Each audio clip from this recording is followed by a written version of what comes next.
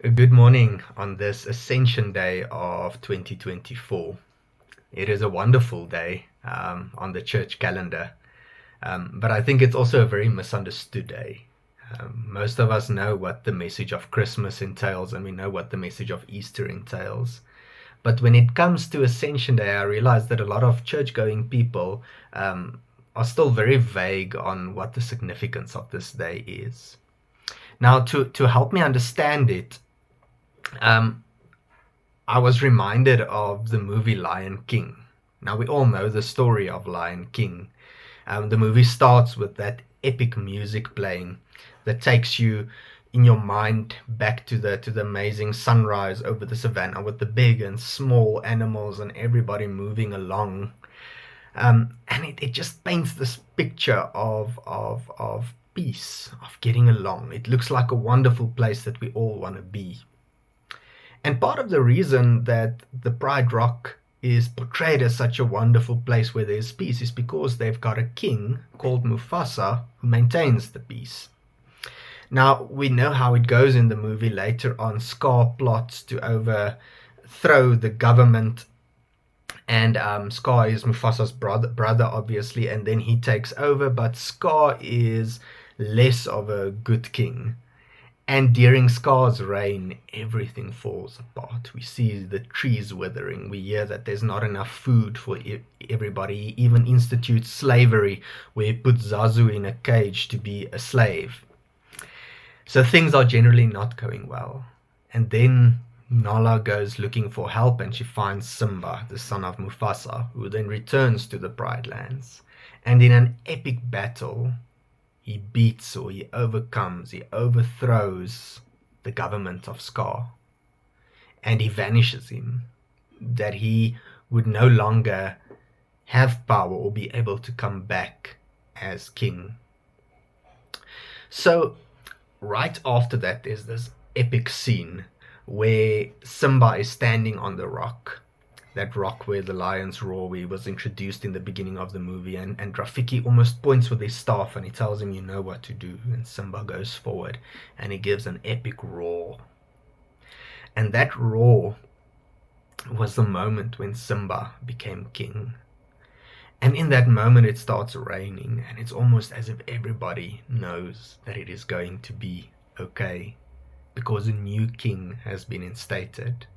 A king under whose reign things will go differently, that the damage that Scar has done will be restored. Now, the story of the Bible is very similar. We have God creating people in a garden, placing them there where there's peace, enough food for everybody, good relationships all around. God walks with them in the garden, and then human beings sin, and they reject God's kingdom.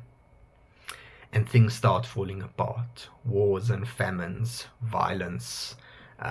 People don't treat each other well anymore. There's corruption on the face of the earth. Brothers are killing brothers. And God looks down and he's sad. He cries because things are not going well. And the plight of the orphan, the widow, and the poor are being neglected.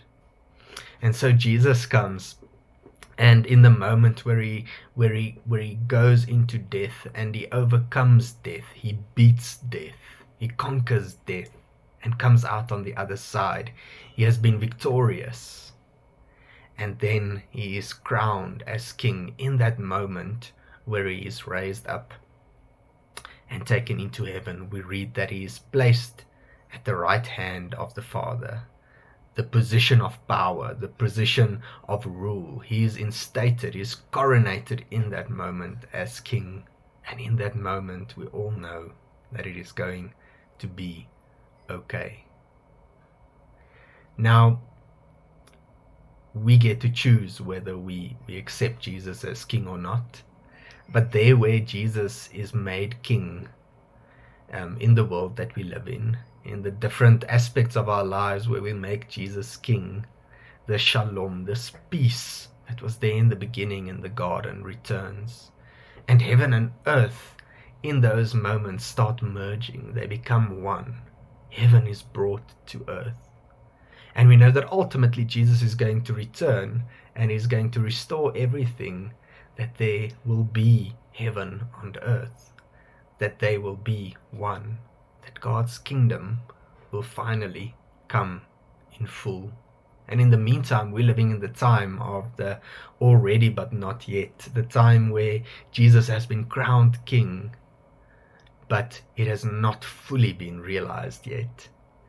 And every day we get signs, we get signposts of the fact that Jesus is reigning, that Jesus is king. We see that in the moments when people show acts of mercy, where they reach out to the poor and help them. We see it in moments when people live out justice and righteousness in a very special way. And we are reminded that God's kingdom is busy coming. And there, where those people who make Jesus king gather, we can already experience a piece of heaven here on earth.